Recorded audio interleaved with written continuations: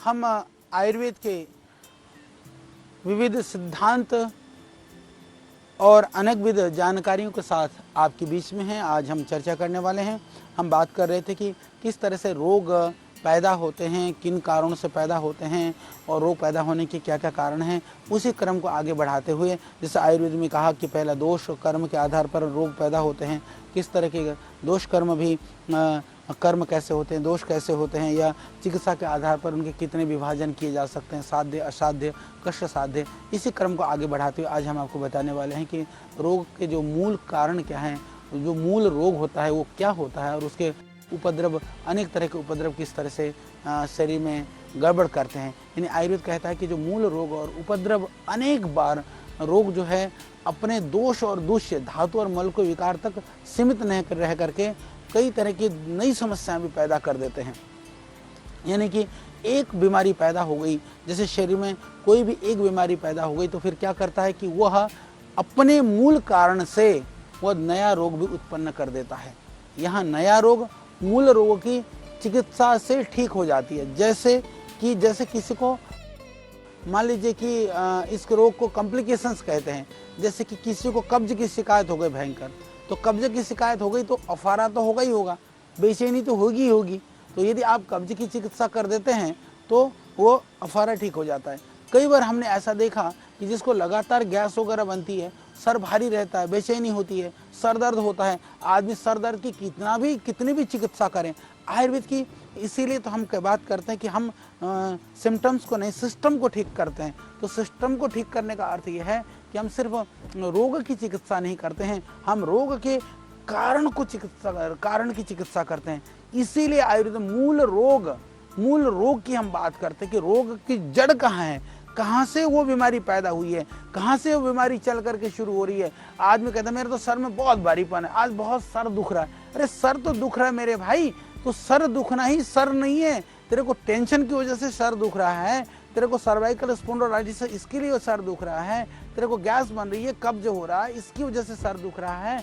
तो जो सामान्य हम व्यक्ति जैसे अपने आप को भी कई बार पता चलता है, ये थोड़ा सा हमको बोध भी होना चाहिए। यदि मेरे को परेशानी हो रही है तो उसका कारण क्या हो सकता है। यदि आपको नींद नहीं आ रही है, नींद नहीं आना वो मूल कारण नहीं है, किसी कारण की वजह से नींद नहीं आ रही है। आपको बहुत टेंशन है, आप बहुत अवसाद में हैं, आपको डिप्रेशन है, आपको कोई भय शंका, कोई विपदा में है, विपत्ति में है, तो नहीं आ सकती। तो इसलिए कहा कि रोग की चिकित्सा करते समय वैद्यों के लिए तो बहुत विशेष करके ध्यान रखना बहुत ज़रूरी है कि रोग का प्रारंभ कहाँ से हुआ है, उसकी जड़ कहाँ है, उसका मूल कहाँ है। और नहीं तो यदि इसको नहीं जान पाए तो किसी व्याधि का पूर्व रूप न हो और न उपद्रव हो तो इसको भी कई बार मूल रोग जैसे हम कहते हैं। तो ये इसको यदि हम थोड़े से गहराई से यदि हम समझें तो हम चिकित्सा सही ढंग से कर सकते हैं। रोग के पहचान से थोड़ी सी आप सावधानी रखें तो आपको अपने ढंग से भी, अपनी थोड़ी सावधानी से भी आप उसको ठीक कर सकते हैं। तो इसलिए जो मूल कारण है उसको जानने के लिए कहा कि मूल कारणों को नहीं जानेंगे तो गड़बड़ हो जाएगा। और इसके लिए शरीर में और भी कारण जो चौथा गिनाया है हमने, ये 3 तरह की चीज़ों की मैंने बात करी। चौथा कारण माना गया है शारीरिक और मानसिक रोग। यानी कि मूल कारण भी कहाँ से पैदा होगा, वो शरीर से होगा या तो मन से ही पैदा होगा। तो इसके लिए ये अलग से समझाने के लिए आयुर्वेद कहता है कि जितने भी आपकी बीमारियां हैं उन बीमारियों का जो अधिष्ठान है, बीमारी कहाँ रहेगी, ये बीमारी कहाँ से आएगी। आने का कारण तो गिना दिया कि पिछले जन्म से लेकर के और बचपन से लेकर के अब तक के किसी भी कारण से आ जाएगा, परंतु रहेंगे कहाँ। यानी बीमारियों की जो आश्रय स्थल है वो क्या है, या तो बीमारी शरीर में होगा, नहीं बीमारी होगी तो मन में। यानी रोग की उत्पत्ति या तो मन से होता है या तो शरीर से होता है। कई बार मन तो ठीक है, खाने में गड़बड़ करिया तो शरीर में हो गया, कई बार शरीर तो ठीक है पर टेंशन करना शुरू करा तो फिर वो जो है मन में पैदा हो गया। यानी कि हम कह सकते हैं कुछ रोग मूलतः शरीर में उत्पन्न हो जाते हैं, कुछ मन में हो जाते हैं, कुछ दोनों ही जगह पर उत्पन्न हो जाते हैं। शरीर में भी हमने गड़बड़ सोचा और मन में भी गड़बड़ी चल रही है तो शरीर और मन के कारण से पैदा हो जाते हैं। जब हम पहले जो हम चर्चा कर रहे थे कि मूल रोग और उपद्रव की, तो हम यदि मूल का पहचान कर लेते हैं तो ये शारीरिक और मानसिक रोग का भी हम स्पष्ट रूप से आश्रय को हम पहचान सकते हैं। यानी कि हम ये कह सकते हैं कि ये बीमारी शरीर के कारण से उत्पन्न हुई है या मानसिक कारण से। जो शरीर में उत्पन्न करते हैं वो बाद में भी जाकर मन को ही परेशान करते हैं। मन दुखी होता है, मन सुखी होता है, मन परेशान होता है। इसलिए कहा कि शारीरिक रोग जो शरीर में उत्पन्न होने के बाद में शरीर को परेशान करते हैं और मानसिक रोग मन में उत्पन्न होकर के भी शरीर को परेशान करते हैं। तो इस तरह से हमको ध्यान देना है कि शरीर को दोनों ही तरह के रोग परेशान करते हैं, दोनों ही तरह के रोग मानसिक रूप से हमको परेशानी में डालते हैं। तो यही इसमें फ़र्क है कि प्रादुर्भाव के समय जो पहली विकृति है, यानी कि जो शुरुआत है, वो या तो मन होगा या तो शरीर होगा। उसका जो आश्रय है, जो स्थान है, परंतु बाद में जाकर के वो शारीरिक और मानसिक रूप में वो बढ़ने शुरू हो जाते हैं।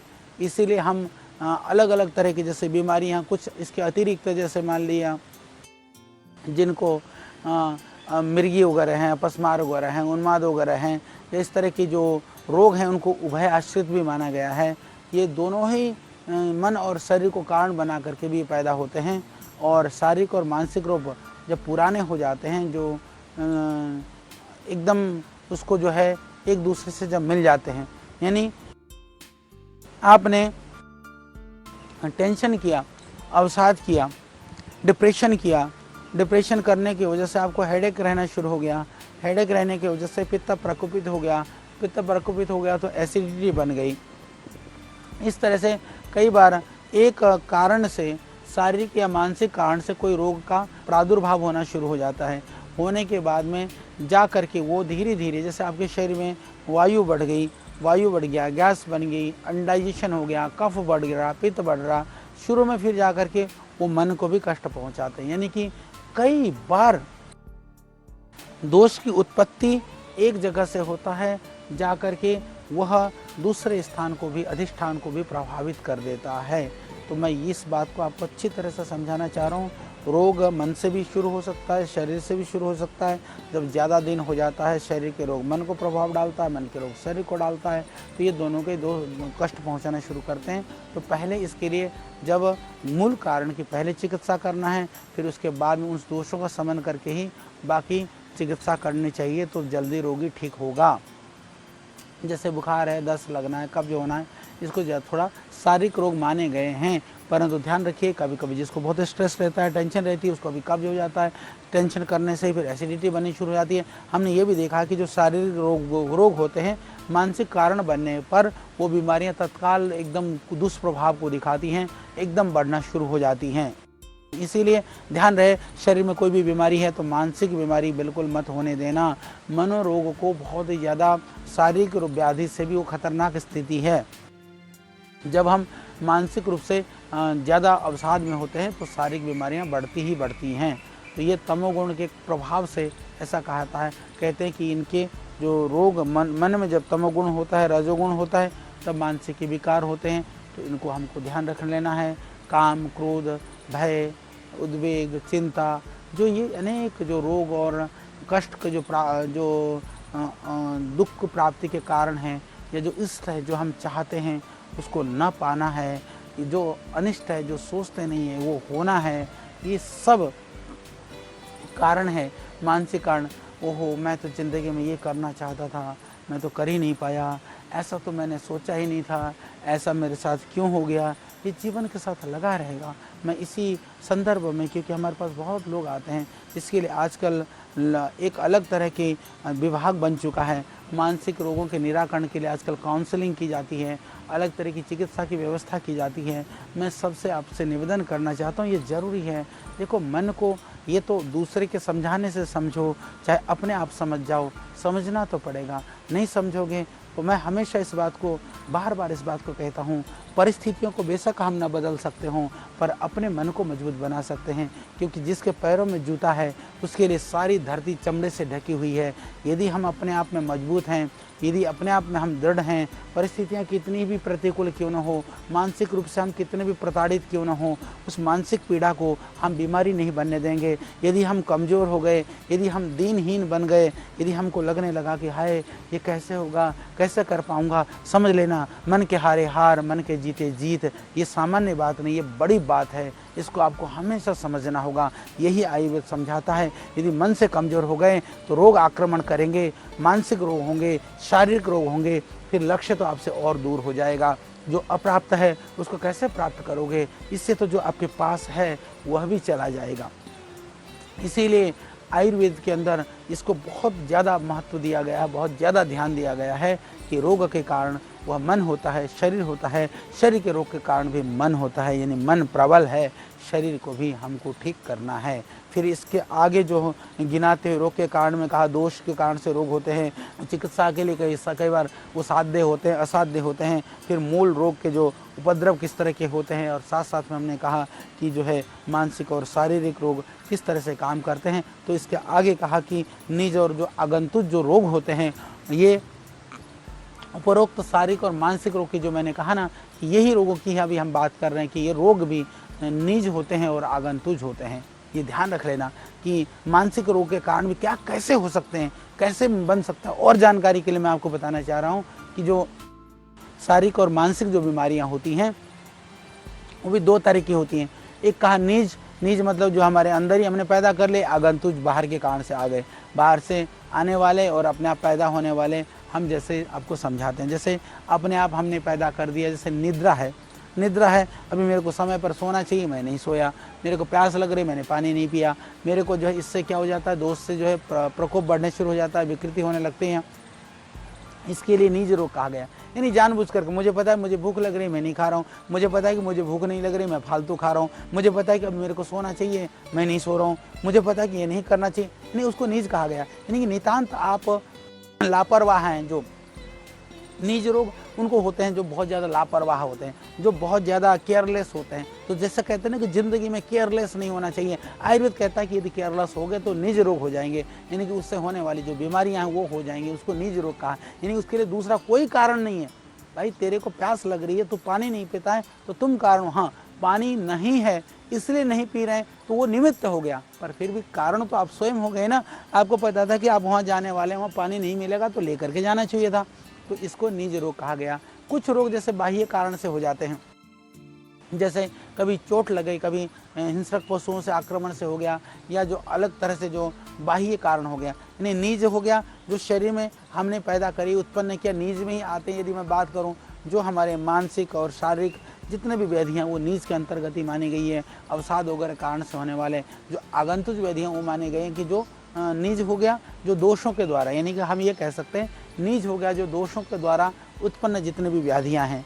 निज एक बहुत निज के एक सरल कारण, सामान्य कारण गिनाए गए। इसके अतिरिक्त जो कठिन कारण भी है, जो दोषों के प्रकोपित हो जाना, मानसिक है, शारीरिक है, या जितना भी हमारे पूर्व जन्मकृत हैं, या दोषों के संचित होने की स्थितियां हैं, नहीं जो भी कारण दोषजन्य जो विकार हैं, मन और दैहिक जो विकार हैं, उनको निज में माना गया है। इसके अतिरिक्त जो आगंतुक रोग होते हैं, आगंतुक कौन से होते हैं कि जैसे कि किसी ने हमको आकर के एकदम आक्रमण कर दिया, इससे हम एक्सीडेंट हो गया, हम गिर गए, हम पड़ गए, तो ये इस तरह से ये जो है हमको चोट लग गई, तो ये सब कारण से जो बीमारियां हो गई। कई बार हम गिर गए, गिर जाने के बाद में चोट लग गई, चोट लगने के बाद बिगड़ गया, तो फिर वह जा कर के वो अर्थराइटिस की शिकायत हो गई, वहाँ जा कर के स्वेलिंग हो गई।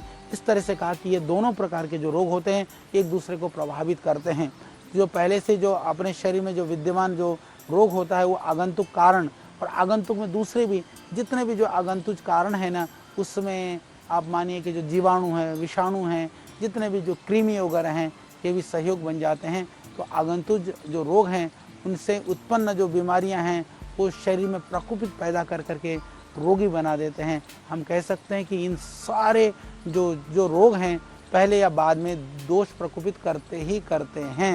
यानी कि चाहे कोई भी बीमारी हो, वह उत्पन्न करते ही करते हैं, दोष को उत्पन्न करते ही करते हैं, प्रकोपित करते ही करते हैं। इसलिए इन दोषों को सामान्य अवस्था में लाना बहुत ज़रूरी है।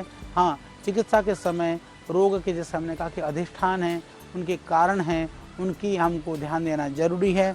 यदि आप रोगी हैं तो भी रोग का जो स्थान है, कहाँ से वो बीमारी शुरू हुई है, क्यों शुरू हुई है, इनको देखते हुए, इनको विचार करते हुए तो ही हमको सोचना चाहिए। आयुर्वेद के अंदर जितना गहनता के साथ में रोगों को लेकर के, रोग के कारण को लेकर के बताया जा रहा है, जिससे मैं आपको इसमें मैंने कहा त्रिविध रोग। उसके बाद में आध्यात्म के अंदर भी हम आध्यात्मिक, आदिदैविक और आदि भौतिक की बात करते हैं। त्रिविध रोग की बात आयुर्वेद जगत के अंदर में बहुत ही महत्वपूर्ण माना गया है कि संसार के अंदर सारे जो दुख का कारण है वह भी उसके आधार पर इन रोगों का विभाजन किया गया है। यानी हम इनको 3 भागों में बांट सकते हैं।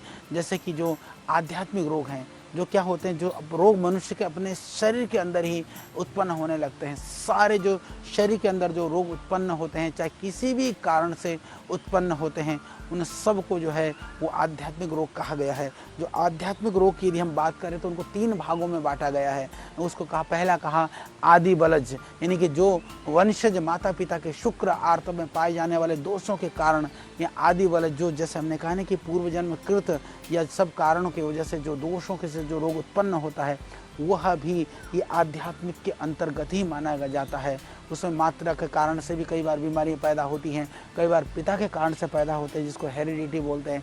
चाहे बवासीर हो, श्वास हो, डायबिटीज़ हो, हाइपरटेंशन हो, ये इस तरह के कई तरह की बीमारियां पैदा हो जाती हैं। दूसरे जन्म बलज, यानी जन्मजात गर्भावस्था के द्वारा जब माता पिता ने असावधानी बरती, माता ने गलत खान पान खाया, तो भी बीमारियां पैदा हो जाती हैं। कई बार अंधापन है, पंगुता है, गूंगापन है, तुतलाना है, ये कई सारी चीज़ें भी माता के गर्भ की स्थिति की असावधानी से होते हैं। इसीलिए हमारे यहाँ जो संतति पैदा करने कर्म को दिव्य कर्म माना गया है, तो इसको बहुत सावधानी के साथ में करने का कहा कि ये सारे दोषों से प्रकोपित होकर के बच्चा किसी तरह से अपांग आदि पैदा ना हो। तीसरा कहा दोष बलज, मनुष्य के अनुचित आहार विहार से, अनेक तरह के जो आलस्य, लापरवाही आदि से भी कई बार जो है कि 10 दोष प्रकोपित हो जाते हैं। ये सब रोग उत्पन्न हो जाते हैं, वो इसी श्रेणी के अंतर्गत आ जाते हैं। और इनमें भी 2 तरह से माना गया है कि ये आमाशय से ये रोग उत्पन्न होते हैं, कई बार पक्वाशय से उत्पन्न हो जाते हैं। तो जैसे ये खांसी, श्वास वगैरह को आमाशय के द्वारा विकृति से उत्पन्न होने वाले रोग माना गया है, तो अफारा, कब्ज आदि को पक्वाशय से उत्पन्न रोग माने गए। ये सारे रोगों को आध्यात्मिक रोग कारण माना गया है। यानी कि आध्यात्मिकता का अर्थ हो गया जहाँ पूर्व जन्म से लेकर के, माता पिता से लेकर के जितने भी जो कारण बनते हैं रोग के लिए। दूसरा कारण माना गया आयुर्वेद के अंदर आदि भौतिक रोग। आदि भौतिक रोग वो होते हैं जिसको आगंतुज रोग भी हम कहते हैं, बाह्य कारणों से। आदि भौतिक के अंदर जैसे कि कई बार हो गया कि किसी से आक्रमण हो गया, हिंसक कोषों से आक्रमण हो गया, कभी विषैले प्राणियों से आक्रमण हो गया, या कभी कभी जो है हम बिच्छू वगैरह, सांप वगैरह की वजह से पैदा हो गया, या कई बार जो बैक्टीरिया जन्य, जो विषाणु जन्य जो रोग हैं उसको आगंतुज रोग माना गया है। आगंतुज रोग में जितने भी आजकल, जैसे चाहे वो डेंगू है, चिकनगुनिया है, चाहे वह कोविड-19 है, किसी भी तरह के ये सारे जो रोग हैं ये आगंतुज रोग के अंतर्गत ही है। ये आदि भौतिक हैं। आदि भौतिक के अंदर में हम ज़्यादातर हमारी असावधानियों से वो बीमारियाँ होती हैं, मानव की असावधानियों से होती हैं। हमने प्रकृति को ख़राब कर दिया, इस भौतिक जगत को ख़राब कर दिया, तो उसके परिणाम रूप हमको कई बार हमने जानवरों के जंगल ख़त्म कर दिए, तो शहरों में जानवर आने लगे, हिंसक होकर के हमको आक्रमण करते हैं। कभी कभी हम मस्ती में आकर के जंगलों में उनके घर में चले गए, वो अपनी रक्षा के लिए आक्रमण करते हैं। इसको आदि भौतिक कहा गया। यानी कि आदि भौतिक का कारण भी कहीं ना कहीं हमारी असावधानी से ही ये रोग की प्राप्ति होती है। तो आदि भौतिक में तीसरा कहा शस्त्रों के प्रहार से होने से भी कई बार दुर्घटना हो गया, एक्सीडेंट हो गया, ये भी शस्त्रज कहा गया। इनको भी आघात से होने वाली बीमारियां भी, इनको भी आदि भौतिकी कहा गया है। तो इस तरह से हम सावधानी के साथ में इन आदि भौतिक व्याधियों से बच सकते हैं। तीसरा है आदि दैविक।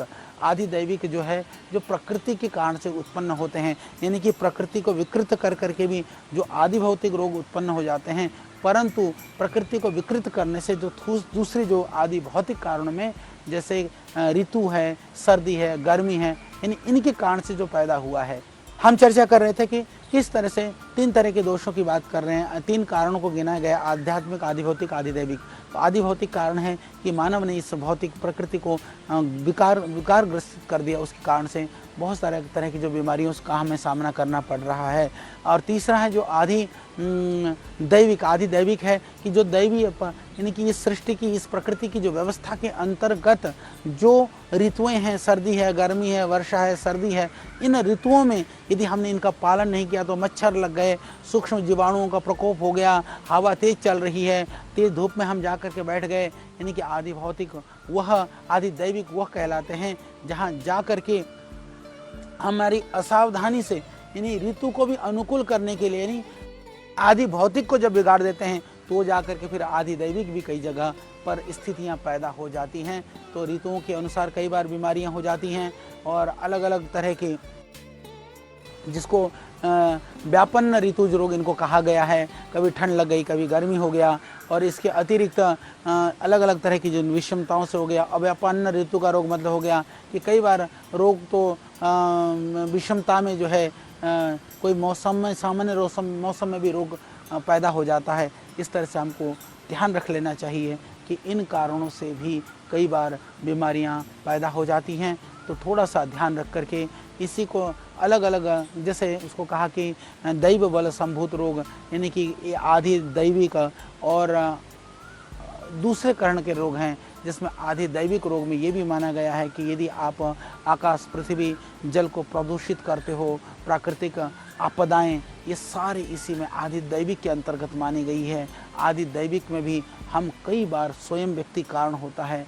इस तरह से आदि भौतिक हो, चाहे आदि दैविक हो, आध्यात्मिक हो, ये प्रकार गिनाए गए हैं, पर इसके कारण हम स्वयं हैं, चाहे वह बैक्टीरिया है, चाहे वायरस है, ये महामारियां भी, इनको हम आदि दैविक और आदि भौतिक के रूप में मान सकते हैं। दैविक के रूप में यह है, भौतिक के रूप में हमने प्रकृति को बिगाड़ा, दैविक के रूप में परमात्मा के द्वारा, प्रकृति के द्वारा प्रकोप के रूप में दिया गया है। ये इस तरह से हम इसको समझ सकते हैं। बहुत सारी चीज़ों को हम उसको आदि भौतिक भी मान सकते हैं, आदि दैविक भी मान सकते हैं, पर हमको ध्यान रखना है, प्रकृति को संभाल करके रखना है, प्रकृति को बिगड़ने नहीं देना है, मन को और शरीर को भी संभाल करके रखना है।